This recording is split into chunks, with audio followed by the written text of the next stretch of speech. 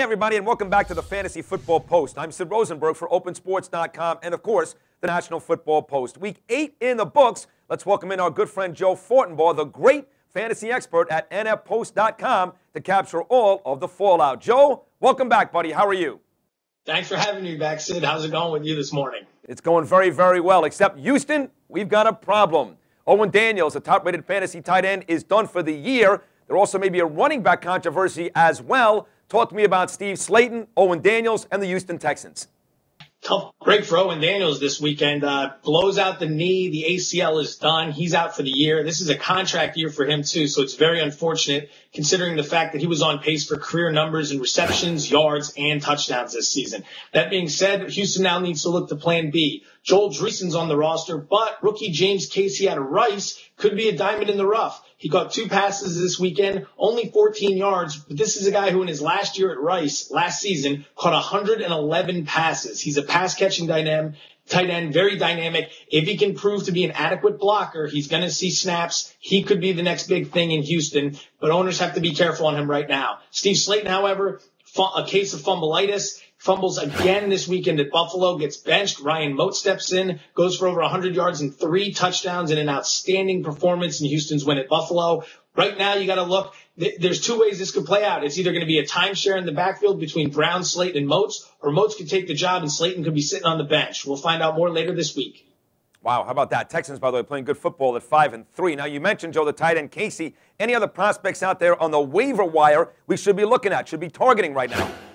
Wide receiver Malcolm Floyd from the San Diego Chargers had over 60 yards receiving this weekend on just 2 catches. It doesn't look like a lot, but Chris Chambers has been cut. He's no longer with the team. Floyd steps into the starting role. He could be a guy that sees a lot of targets. Remember, this is a San Diego offense that loves to throw. Vincent Jackson and Antonio Gates are 2 of Phillip Rivers' primary targets. However, there's room for another guy to step up, and that could be Floyd. So keep your eye on him if you need wide receiver help. In addition, quarterback Alex Smith from San Francisco, another impressive performance this weekend. Yeah, they lost at Indianapolis, but it was a tough road game against a great pass defense. He threw for just under 200 yards and another touchdown. He's starting to find Michael Crabtree more and more, who saw 9 targets this weekend. Look for Alex Smith if you're in a deeper league and need a little quarterback help.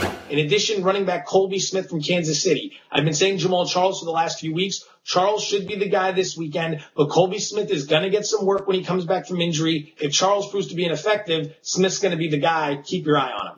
All right, Joe, you put together an interesting column analyzing sack differential and how it could relate to fantasy performance. Please tell me you're not getting all sabermetric on me now, please.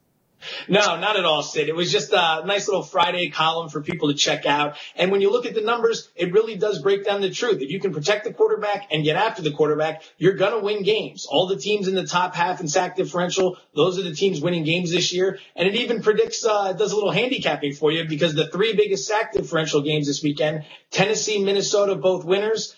Indianapolis winner but didn't cover, 2-1. That's not so bad. Bad at all. Time for the buy and sell part of the program, Joe, your favorite part. Here we go. We said last week if he couldn't do it this Sunday, he couldn't do it at all. Do we now try to sell high on Bears running back Matt Forte? This is your best bet. He went for over 120 total yards and 2 touchdowns this weekend. Only has 3 total touchdowns on the year. This is probably going to be the best performance you see out of him the rest of the year. Try to sell him now because he's got Minnesota twice and Baltimore coming up on the schedule. It's not favorable for him down the stretch. If you can get anything for Forte right now, this is the time. Joe, a season-high 12 targets for Greg Jennings of the Packers versus the Vikings. Does the same go for him here? Yes, I would say so as well. Greg Jennings had an outstanding game at home against Minnesota, but cornerback Antoine Winfield did not play. Last time Winfield was manned up on him, he completely shut him down, held him to under 40 yards receiving, no scores, also had an interception in that game. Defenses are going to continue to roll coverage to Jennings. This happened to be an instance where the secondary was a little banged up and Jennings took advantage. If you can sell him for a good price right now, I'd recommend that as well. Just 8 carries in Sunday's loss to Carolina, but still a solid fantasy output for Cardinals running back Tim Hightower. Buy or sell Hightower? Hightower and Wells are the same thing this year. They're even keel. Some weeks they'll give you some numbers, some weeks they'll give you nothing. Very inconsistent play. I'd sell on both of them because I don't think you can rely on them down the stretch. However, if you've got him as a flex in a deeper league, you can play both of those guys. Joe, Vince Young helps the Titans get their first win, but will he help fantasy teams get into the win column? How about Vince Young? Vince Young should only be considered as a backup quarterback for owners in deeper leagues. Very efficient game this weekend, completed a lot of passes, minimized the mistakes. His performance got lost in Chris Johnson's showing this weekend, but Young's not the type of guy who can give you 300 yards and 3 touchdowns. At best, he's going to give you 150 to 225, maybe a couple scores. He's a substitute fill-in on weeks when you have trouble at best. All right, finally here, Joe. Jets quarterback Mark Sanchez had his best fantasy day yet in an up-and-down season. Buy or sell Jets quarterback Mark Sanchez?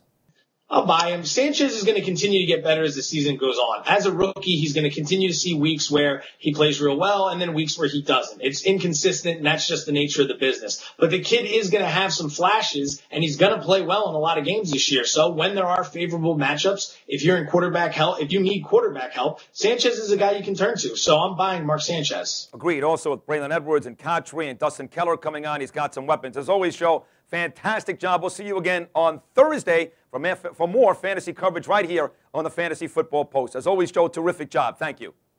Thanks, Sid. I'll see you Thursday. Sounds good. Remember, you can also follow Joe on Twitter at Joe Fortenbaugh. That's B-A-U-G-H for more great fantasy updates. And, of course, read his writing every single day at nfpost.com. He really is great. For Joe Fortenbaugh, I'm Sid Rosenberg. And as always, folks, enjoy the football.